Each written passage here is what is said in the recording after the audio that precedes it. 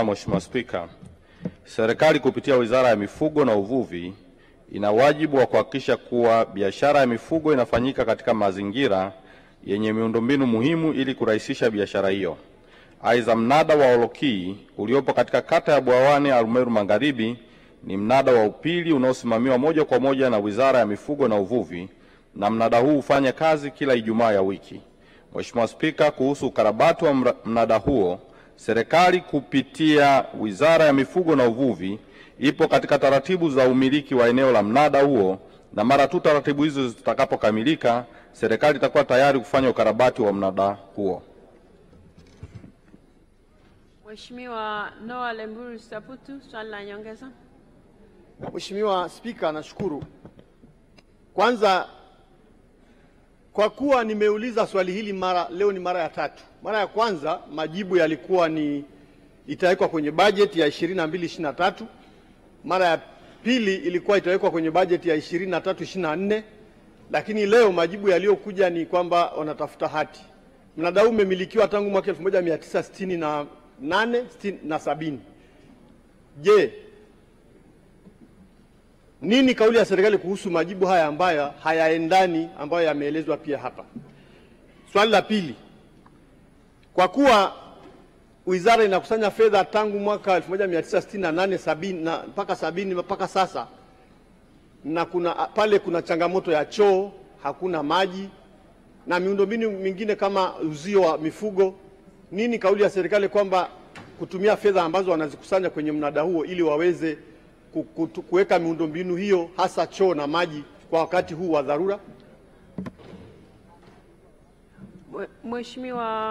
Mheshimiwa Saputu, umesema haya majibu hayaendani na swali, au ni kwamba majibu yanaendana na swali ila umeshajibiwa hivyo mara kadhaa, ili nijue kama maswali yako ya nyongeza ajibiwe au hapana? Mheshimiwa Spika, nimesema niliuliza swali hili kwa mara ya tatu leo, lakini jibu lililokuwa la kwanza ilikuwa yuko kwenye budget ili karabatiwe, lakini jibu la leo limekuja tofauti kwamba wanatafuta mpaka wapate kibali ndio waweze kufanya ukarabati.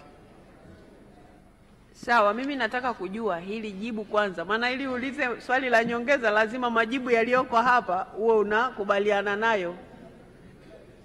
Sasa haya majibu hapa unakubaliana nayo ili nimpe nafasi ya kujibu ya nyongeza. Kama ukubaliani nayo, maana yake ndio tuanze kutafuta sasa wewe ulikuwa unatafuta nini hapa kwenye swali lako.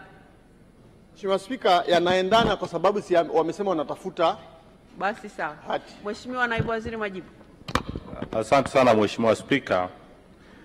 Kwanza ni muondoe shaka Mheshimiwa Noah Saputu, mbunge wa Arumeru Magharibi, kwamba majibu yote ambayo serikali tumekuwa tukiyatoa tunayatoa kwa usahihi, kwa sababu lengo letu ni kuhakikisha kwamba taratibu zote tunafuata ili mnada huu uweze kukamilika. Na nimthibitishie tu kwamba changamoto chache ambazo zipo katika eneo hilo kama ujenzi wa choo, upatikanaji wa maji ni sehemu ya zile changamoto ndogo ambazo tumekuwa tukizitatua.